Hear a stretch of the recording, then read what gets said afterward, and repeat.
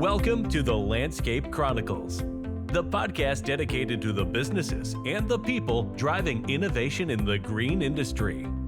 Join us as we spotlight the companies making an impact and sit down with industry leaders who have transformed their humble beginnings into successful enterprises. Get ready for an inside look at the companies and pioneers shaping the future. Here's the host of the Landscape Chronicles, Stephen Gault. Hello and welcome to the Landscape Chronicles. I'm your host, Stephen Gault. Today we're diving deep into the roots of one of the most essential aspects of landscaping: soil, compost, and mulch. Joining us from Living Earth, a leader in organic mulch, compost, and soil innovation, are Paul Tomaso and Brian Gatlin. These guys have decades of experience, and we're thrilled to have them here to share their insights and what makes Living Earth a vital part of landscaping across the country. Let's get into it. Thank you for being on the show, gentlemen. Thanks for having us. Mr. Paul Tomaso, 33 years with Living Earth, fellow Dallas native, organic gardener, and guru of the soils. Can you give us a rundown, sir, on the history and the origins of Living Earth? Sure. Well, Living Earth was a location in Houston founded by two chemical engineers, a very good horticulturalist, and another gentleman. And they started in 1985. They were one location. They started making landscape materials. As the name says, we want to be something that's environmentally friendly, and we want to provide a nice product. So being led by horticulturists and gardeners, Living Earth kind of thrived for several years, and then they wanted to expand. A gentleman by the name of Mark Rose and myself had started a company in Dallas called Dallas Organic Products in 1990. And to give you my background, I was in the hardwood business. By education, I'm a chemistry major and have a master's in business. But I've always been an organic gardener. So organic gardening's been like my mainstay as a young professional with a home when I finally got a home. And I used to buy bulk materials from Lambert's. Used to have the organic warehouse in Dallas. And it just fascinated me that they sold bulk mulch and stuff like that. So I ended up meeting a gentleman in Austin who had been in this business a long time. His name's Mark Rose. And we hit it off really well. And we said, hey, we could do this in Dallas. He had some issues with some non-competes in Austin with his former employer, which was a company by the name of Birch Dirts. So I wanted to move him up to Dallas, and I'm kind of an entrepreneur. So I thought we could do this. And he and I were the first two employees of Dallas Organic Products. And we sold, Mark's a very talented guy, but he'd been in the mulch business all the way through high school, et cetera. And he never went to college because he was doing so well in the organic processing business. They used to fill semi-loads by hand. I mean, they didn't even use pallets. So they used to sell semi-loads of topsoil that they would load by hand. So anyway, we started next door to the hardwood company, and we saw a niche because there weren't a lot of people selling bulk mulch. A lot of things were in bags, and everything was pine bark. So we knew about hardwood bark, which is a really, really unique mulch. So there was cypress that was no float, but hardwood bark really wasn't used in this market. So we made friends with some lumber companies that process lumber for pulpwood and for plywood and for structural building materials in Oklahoma and Arkansas. And they would take the bark off the trees before they process lumber. So we would buy the bark, bring it back here, grind it again, and make a product that was just incredible. So it was a local product. It was a recycled product, and it held together. It didn't wash and it didn't float. So we kind of replaced pine bark and kind of changed the market quite a bit. In 1991, Living Earth, we had been buying some materials from Living Earth. And again, our business is all about relationships. So we had a relationship with Living Earth in Houston as one of our suppliers. And it was Mark, myself, and, one other guy. And, we were making our own deliveries. We were driving our own tractors and mixing stuff. And and bringing in mushroom compost from mushroom growers, and that was our compost at that point in time. So as Living Earth said, hey, we kind of like these guys, I guess, and we'd like to get up in the Dallas area. So they said, hey, you guys, y'all want to join forces, or we're going to come up here and be your competition. So we said, let's join forces. We'd only been going about a year. So we put things together, and they were part of a public company called Republic Services at that point, which is a waste management company. And we started the Dallas area. We changed our name from Dallas Organic Products to Living Earth. And then we were on a roll. So we started expanding. The guys in Houston kind of let us do what we wanted. We opened up within a year to 2 years. We opened up a Plano operation because we were shipping so much material across Dallas into Plano because that's where most of the growth was going, is in Plano and up north there.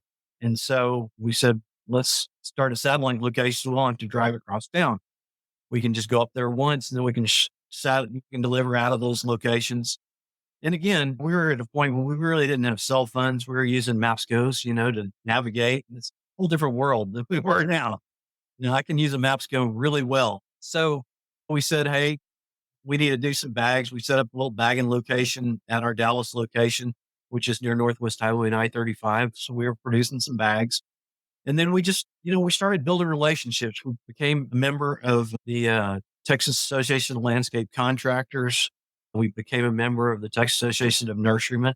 Those were the two organizations that were kind of encompassed our industry. And our industry is really, really a great industry. It's full of wonderful people. We all are all about the environment.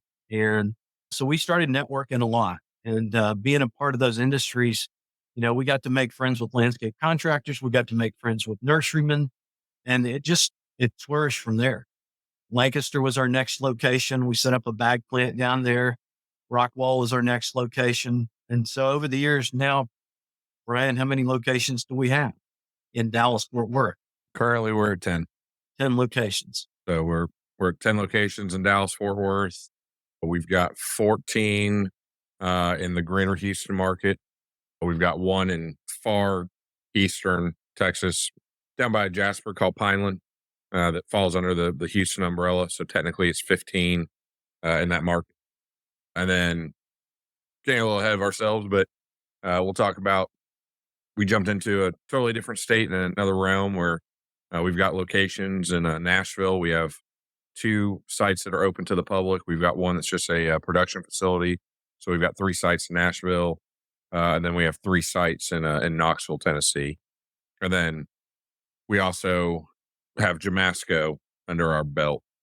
Jamasco is a very well-respected bagging operation that's been around just as long as we have. They actually turned 40 this year.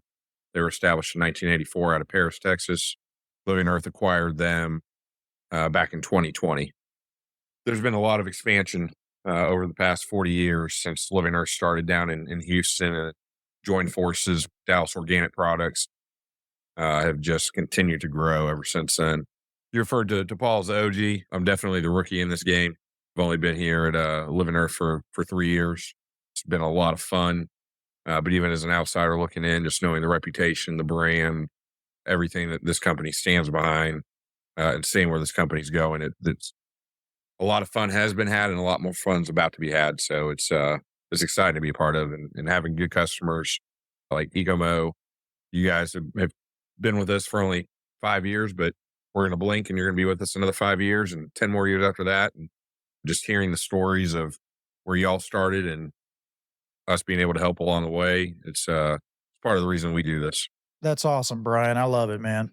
So how many locations do you guys currently have that include the Texas and the Tennessee markets? When you pull in everything in total, we're at 31. Yeah. So we've had a couple locations that we've shut down. We actually had an 11th location in Dallas, Fort Worth, over in the Aledo area. It's just a little premature for its time right now. It's something that we'll probably pop back up again soon in the next few years. But, we had some locations down in Waco and College Station that we recently shut down a couple years ago. Just stuff that on a map, you go, yeah, we got to be there. And then Then you get down there and you find out the lay of the land a little different. And there may be a lot more intake of material coming in and not as high of demand of material going out. Or it's just shifting a mindset of getting people away from box stores and understanding that we're taking in the debris locally and regionally. We're recycling that material, and then we're providing it back out as a positive reuse product. And it's keeping, again, sustainability is in our name, and that's what we're standing behind. In our early days, we didn't even take in brush. I mean, we made all our materials out of bark, compost, and sand and soil. So pine bark was a big mainstay for us. And the recycling of brush was a later addition. And we kind of developed that market too, which is, we said, why is all this brush going to landfill? So we started taking it in, grinding it. And then we had two types of mulch. We had hardwood mulch, and we had native mulch. Then as the competition got more excited about taking stuff in, people would call native mulch hardwood mulch, and they'd muddy the water. And so now almost all the mulch out there is recycled mulch. That's interesting. I think it's great that you have such a focus on sustainability. And now, Paul, share with me how you go about gathering the materials and converting those materials into mulches, compost, and soils. It depends on what kind of materials we're talking about. So we're a source to recycle a bunch of different things. We go out and source things like horse manure. When they built Lone Star Park 25 years ago, we were instrumental in them building that. We made all the material for the track. They wanted somebody that could take I tell you what, when you got a thoroughbred, they're changing out the bedding every day. So, and it's all wheat straw. So it's really good material. We worked a deal with them where we used to have 4 guys out there 7 days a week collecting straw, and then we bring it back and compost it. So we got compost materials that could be anything from grass and leaves. We offered our, grass and leaves well, now it's a very minimal charge just to do the paperwork, but used to be free. So anything that was grass and leaves compostable was free to dump. So the landscape contractor could come in and dump without any charge. And then we would make compost out of it. We made deals with, like Del Monte and people that recycle that are in the fruit business. So when you go to the grocery store and you're buying your cut pineapple, all the pineapple tops and the sides are going somewhere. So they're processing that here in town. That would be going to Living Earth. So we had the fruitiest compost in the area. And tomatoes, they don't make QC, so they're throwing them away. So we would take tomatoes, potatoes, pumpkins, watermelons.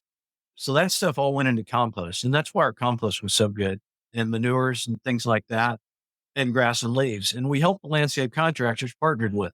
Stuff like brush is a little more intensive because if you have to recycle brush, you've got a grinder that costs $1 million that burns 450 gallons of diesel a day to run hard. And so there's a lot of costs. There's a lot of maintenance costs. It's a violent machine. So, we have to charge in order to process brush, and then we have to have an outlet for it. So we've grown our business. We can't just take in material and store it. That doesn't work. You get into situations where you have fires and things. So we balance our materials, and we've grown our business, and we take in a lot of brush from tree trimmers like Asplund and Wright and stuff like that to landscape contractors who run chipper trucks. So we take in a lot of that, and we make mulch out of it. And we resell it. We bag it, we sell it in bulk, and we put it back into use so it doesn't go on land. And obviously, there's a lot more competition in the space now as the years have gone by, with the big box stores that are selling 5 bags for $10, and we all know who they are. So, Brian, how does the Living Earth product compare to what we're seeing on the shelves at the big box stores? With our material, there's a pretty rigorous QC process as that material is coming through our gates of what we can and cannot take. I can't speak to the QC of the other companies, but depending on the product and the region that's being manufactured in. It's not uncommon that you get recycled pallets, or you get recycled fence panels or construction debris that was once a wood product at some point. Maybe it's being used for a dyed product, say a black, brown, or red mulch. And so with those products in the bags, specifically at the box retailers, a lot of the fines, organic matter is being removed from that bag to make the bag a little bit lighter and to achieve some other things. So when you're putting down the mulch, you're not really applying a bunch of organic matter that's a benefit to the area that you're planting with.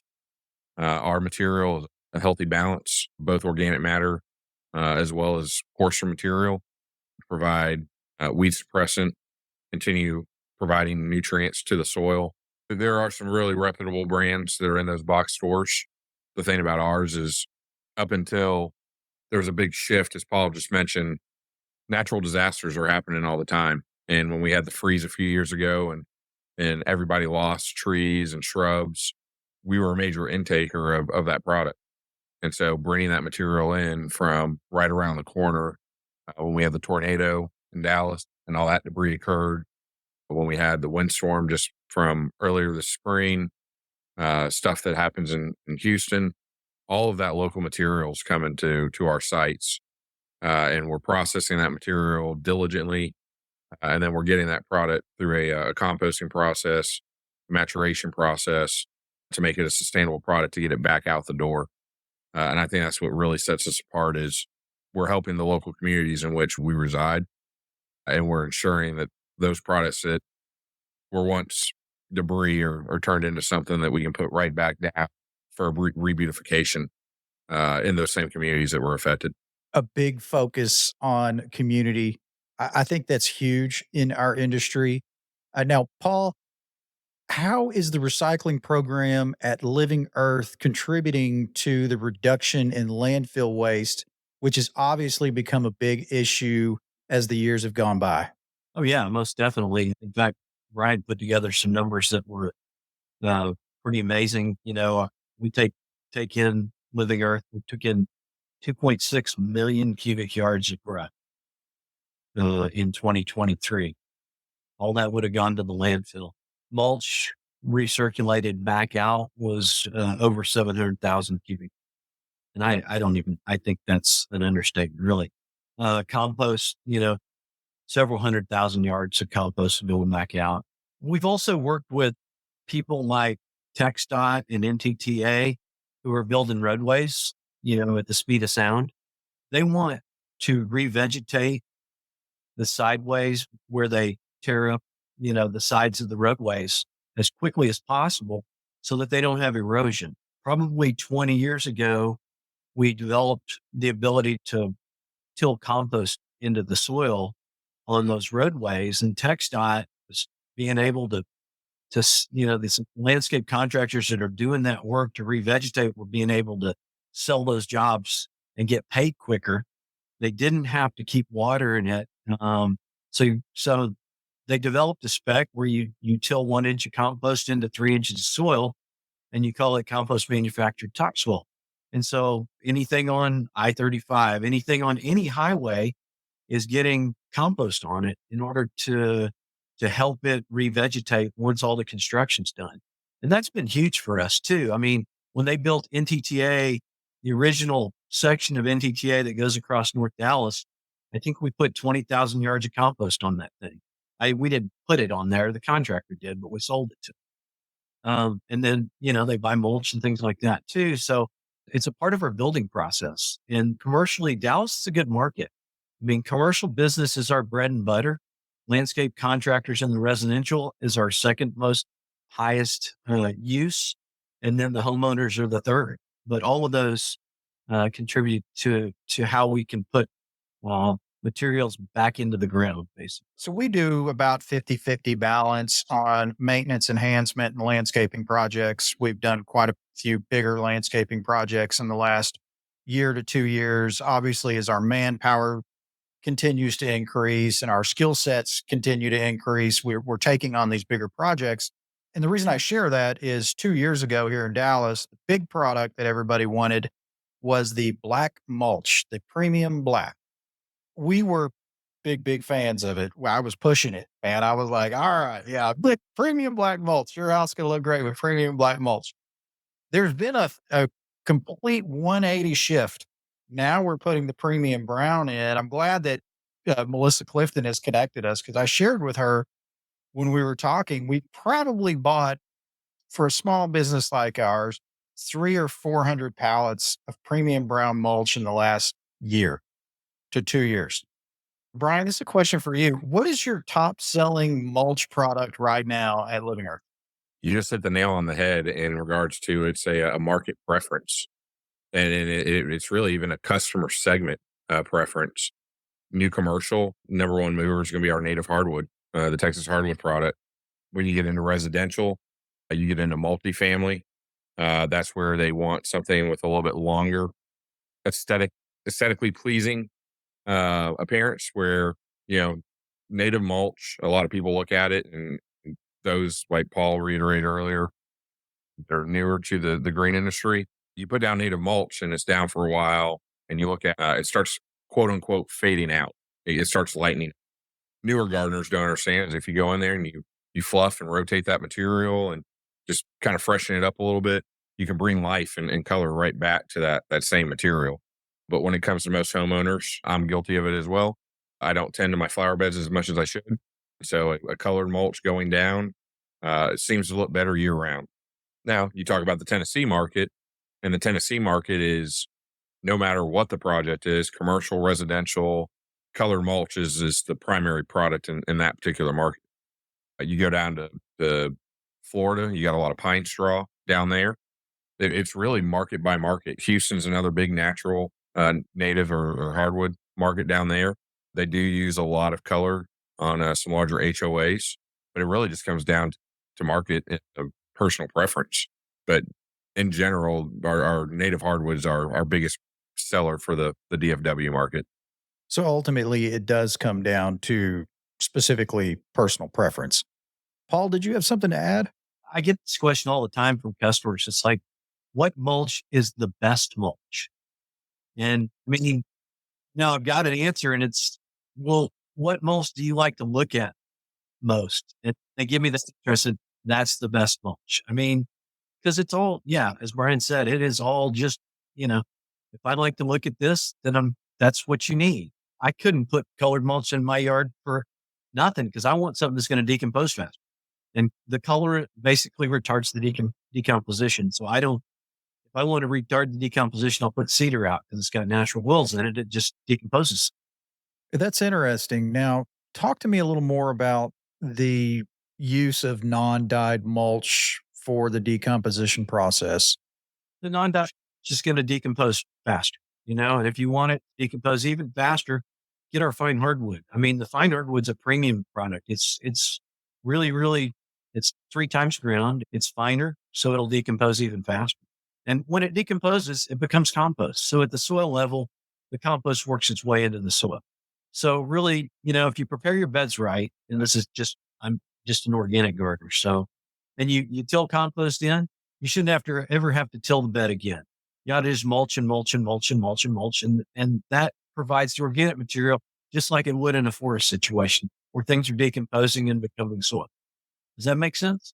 It does make sense. I can share that having used the Living Earth dyed mulches, the premium brown this year's, that's been our hot item. It holds its color significantly longer than Scott's product from the big box stores will hold up. Their mulches the dye's washed out after 6 months time and they're just gray in color. But more importantly, you're saying that these native products they're going to contribute more to improving the soil quality and the overall landscape health? Yeah, I think so. I mean, it's just like, don't pick up your grass clippings. I mean, mulching mower, whatever you can return to the soil organically is going to become compost. It's going to increase the tilth of the soil. It's going to increase the fertility of the soil. Your soil health is going to determine your plant health. If you've got a healthy soil, it's going to hold water. You're not going to have to water as much. It's going to be friable. You're going to have a great place for your root zone to go.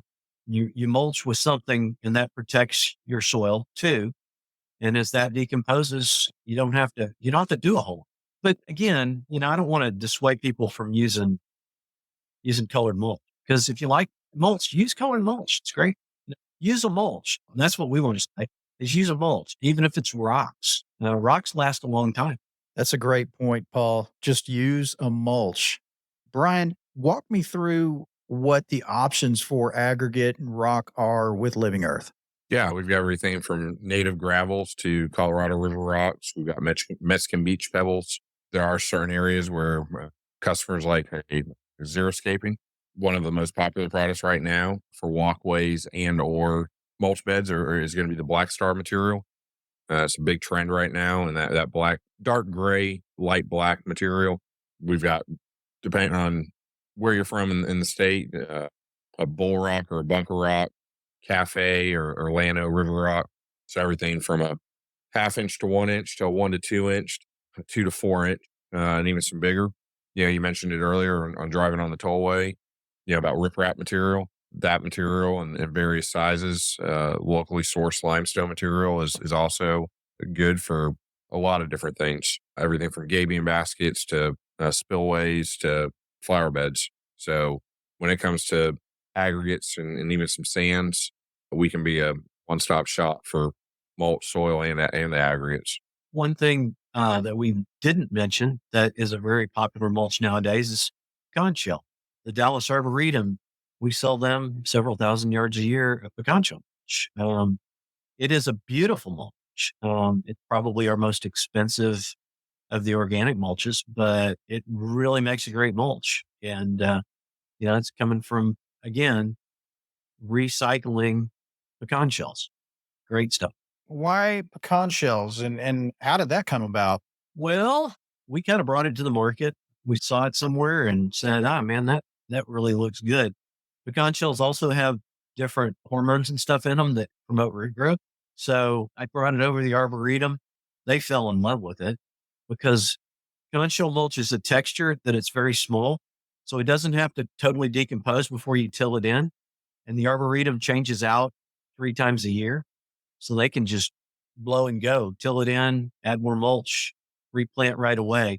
And it's not like tilling in hardwood bark or raw mulch.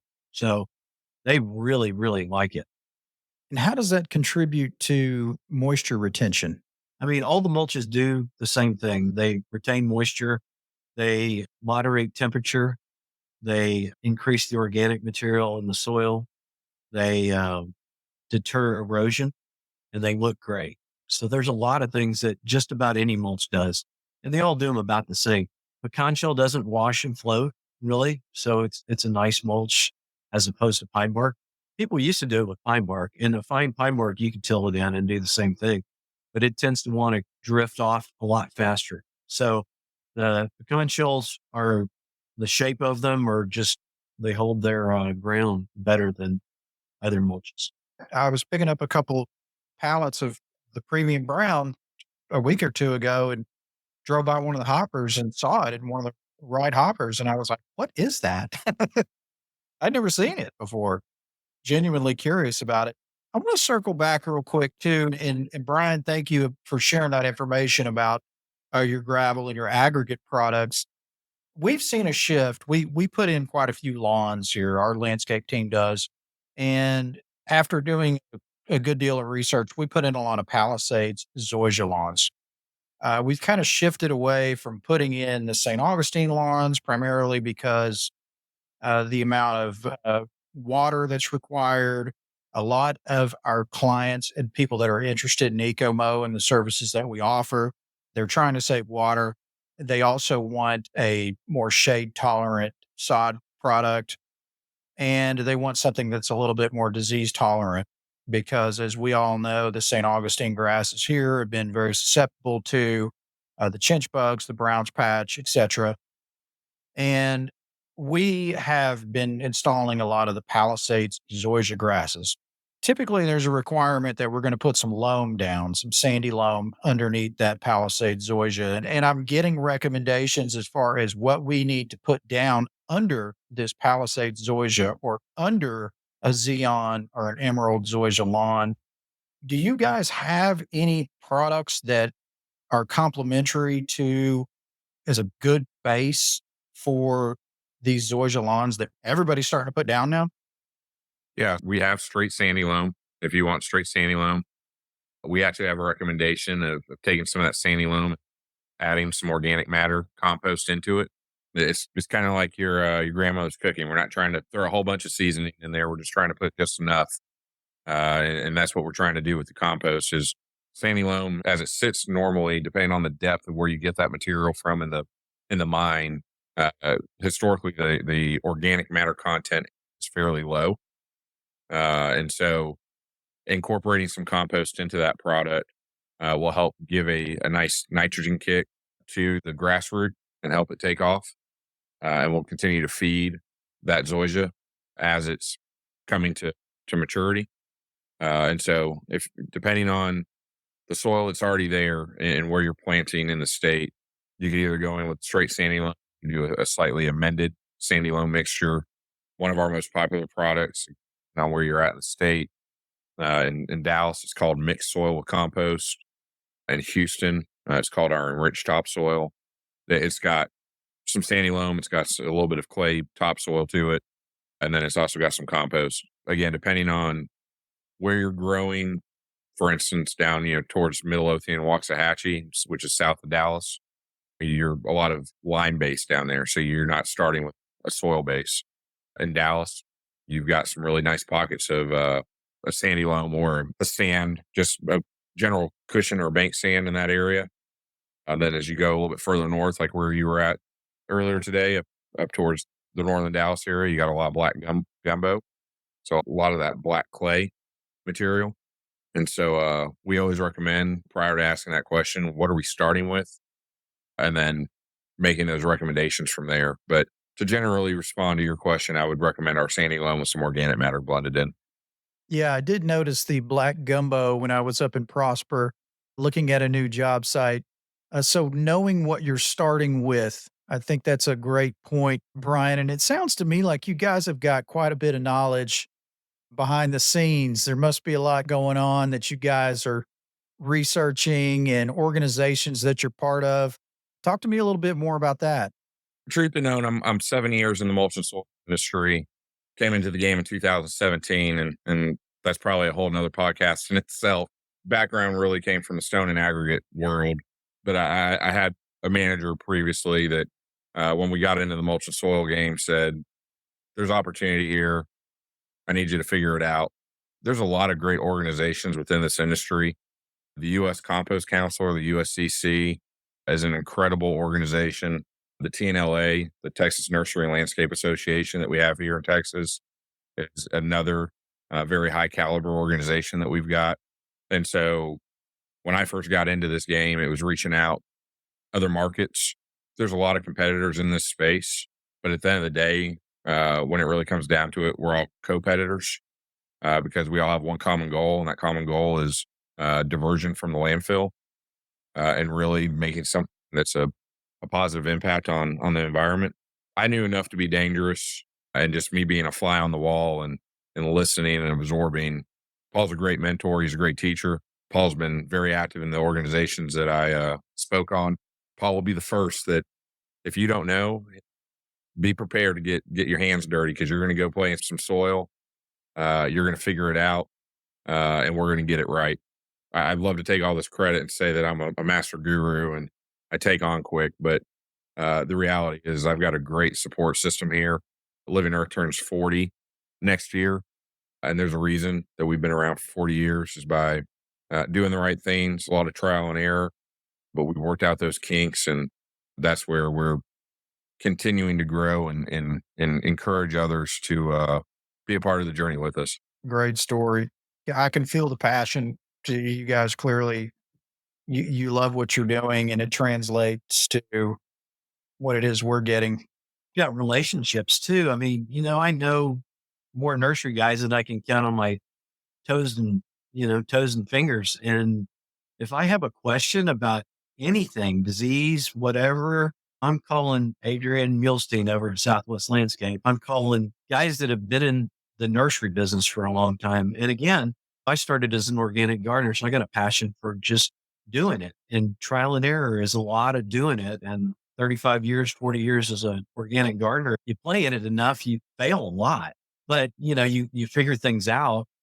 And again, soil's the key to everything. So plants are, the good plants are a product of good soil. So we got to get that right. Any recent innovations as far as new products or recycling processes that you guys are seeing here in the near future? Well, there's new products. People are going up. And so rooftop mixes in urban areas and the downtown areas is a huge need because as people move into the urban areas, they want gardens on the roofs. So we make a rooftop mix that we've been making for a long time, but man, we sell a lot of it. And then things like structural soil to help trees in an urban scape where they're surrounded by concrete sidewalks, streets and stuff. We've kind of, developed a product that actually was developed by Cornell University. That's called CU structural soil over 25 years ago. Well, their patent expired. So we came in and have been blowing and going with that product. So it's a structure that you can pour concrete over, you can pack it in, but it allows the tree roots to extend out underneath hard surfaces where they used to be just confined to a tree pit. So the canopy of the tree can continue to grow. But as far as new innovations on recycling, no, I mean, we learn with new machines. I mean, we have star screens and they develop new products occasionally and we try them, new coloring machines, things like that. A lot of it's mechanical. And we just see if it works. And you have to be a little bit skeptical. You don't want to reinvent the wheel. Brian, this question's for you, and then we'll get this thing wrapped up.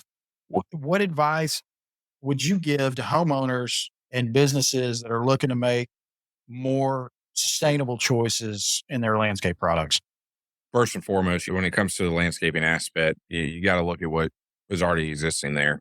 In an area where you're a lot of mature trees, making sure that you're keeping that root nice and protected, making sure you've got a nice barrier there that you're maintaining moisture, but you're not holding too much water. And so, again, another podcast is how do you build a tree ring? The general idea, you want to use organic materials versus, a rubber mulch or something that's inorganic. That's going to continue to break down. It's going to continue to provide life to the shrubbery or the annuals that you have in that area. And then if you do have something that happens, say at your business or at your home where a disaster strikes, whether it's a wind event and you have some limbs, fall down, so a severe storm, make sure that you're not just throwing that in a trash can. Make sure that if your city offers a free collection pickup, that you're taking advantage of it. You're source separating that away from it going to the landfill because it is going back into a full circle of life from debris back into a reused product. So sustainability starts with each one of us, whether it's me taking my soda can and throwing it in the recycling bin versus the trash can, or doing the same thing with yard waste, just putting it in the right place to make sure that we're having a positive impact on the environment. That's good stuff. Paul, any thoughts on that? Again, it all boils down to having good soil. I hope that from an agricultural standpoint, that the use of fertilizers and stuff like that, I mean, we tend to just take away from the soil, take away from the soil, take away from the soil. We need to be building the soil, building the soil, building the soil in order to be sustainable. I mean, that's the key. That's the key to growing good crops, high yields, and beautiful plants. Keep it out of the landfill. That seems like that's kind of the overwhelming theme too. And Brian, I've heard you mention that several times. And I mean, I think that's exactly why I wanted you guys on the show. It's been an absolute honor to have you guys on the show. You've been a wealth of knowledge, and I'd love to have you guys come back on. We could drill down into any one of these topics and go down the old rabbit hole, if you will. about tree rings or the specifics of the machinery that you had mentioned, Paul, earlier, and the advances with machinery. And that's kind of what's dictating the next new material, is almost what it sounded like to me. Brian, how does everybody, the listeners that are out there, how does everybody get a hold of you guys? You can always visit us on our website at www.livingearth.net.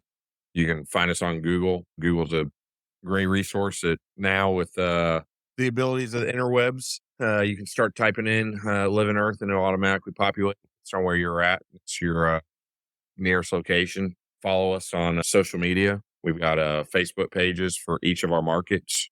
That way, if you have a market specific question, you can reach out to us at Living Earth DFW.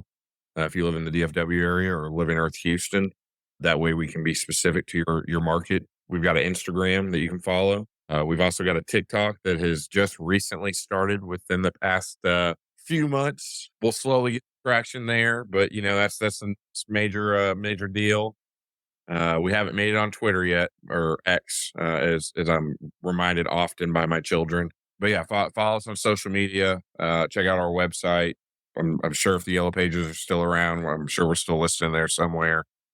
But we're here to help. Any of our site managers, any of our CSRs at our locations are more than capable. If you come in with some questions, they should be able to help you there on the spot. If they can't answer that question, they will get a guru like Paul or myself or somebody else on the horn relatively quickly. If there's questions, you can always email through our website. We have customer service and inquiry links that you find on there that will go to experts, so we can help respond and get you the answers and the products that you need to make your landscaping project come to fruition. Any closing thoughts, Paul? The OG, anything we left out, sir? Well, I appreciate having the opportunity to be on your show, Stephen, and we really appreciate your business and look forward to expanding our relationship and helping each other out along the way, because that's what we do. Yeah, likewise. I hope that everybody took some value away from this. I know I did. It's good to finally meet some folks from a place where we've been buying materials and a place that we've loved here in Dallas since we started this business. It is truly an honor, and I would absolutely love to have you guys back on the show again. Thank you, gentlemen. I appreciate you being on the show. Paul Tomaso and Brian Gatlin from Living Earth. Thank you, guys. Thanks, man. Appreciate it. Cheers. Thanks for listening to The Landscape Chronicles, where we take you inside the lives of those who shape the lawn and landscape industry. Don't miss the next episode. Be sure to subscribe wherever you listen to podcasts. And while you're at it, help spread the word by leaving a rating and review.